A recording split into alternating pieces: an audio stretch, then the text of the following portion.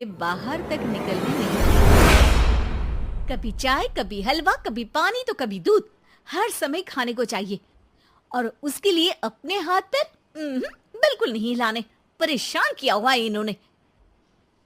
सास के जबरदस्ती परेशान करने की आदतों से दुखी मुग्धा एक शाम सचिन के साथ अपने कमरे में बैठी हुई बात कर रही होती है। सुनो जी, मम्मी जी की ये जानबूझकर मुझे परेशान करने की फरमाइशों से मैं बहुत फ्रस्ट्रेट हो चुकी हूँ। पूरे दिन में एक सेकंड का आराम नहीं मिलता।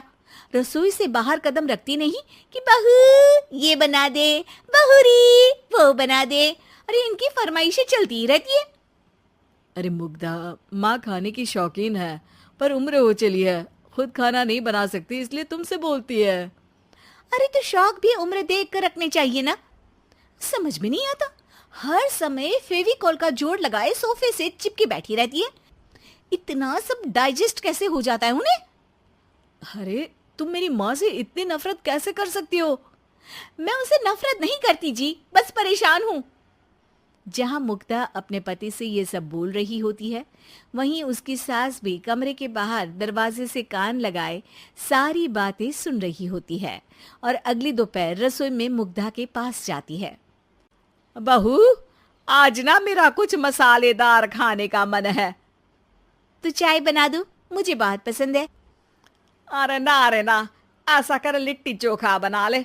और हाँ, जितना मसाला बातों में मिलाकर पति को सुनाती हो ना, सब्जी में भी वैसे ही डाला करो, खाना स्वादिष्ट बनेगा। सास की बात सुनकर मुग्धा हैरान रह जाती है। मतलब अब पूरा समय मुझ पर हुक्म चलाने के साथ बंद कमरे में हुई पति पत्नी की बीच की बातें भी सुनती है? अरे बात जब मेरी थी तो सुनने में क्या दिक्कत है? ये कहकर सास वहां से चली जाती है। अरे अब तो हद पार हो गई। इस तरह से तो ये मेरा जीना मुश्किल कर देंगी।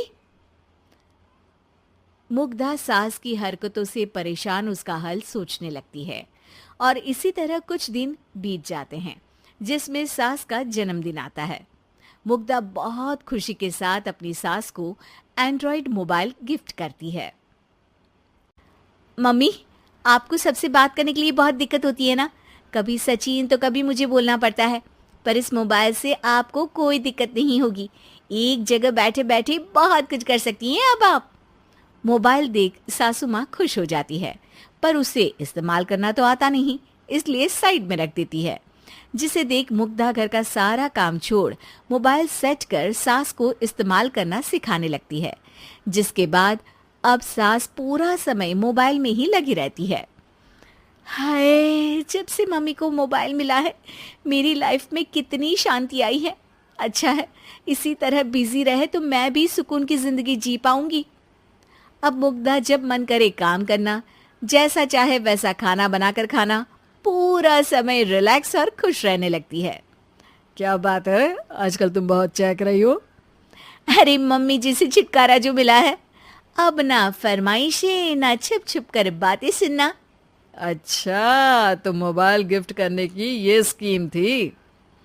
इसी तरह दिन बीतते हैं और अब मोबाइल पर लगी सास फरमाइशों की जगह सवालों के लिए बहू को आवाजें लगाना शुरू कर देती है।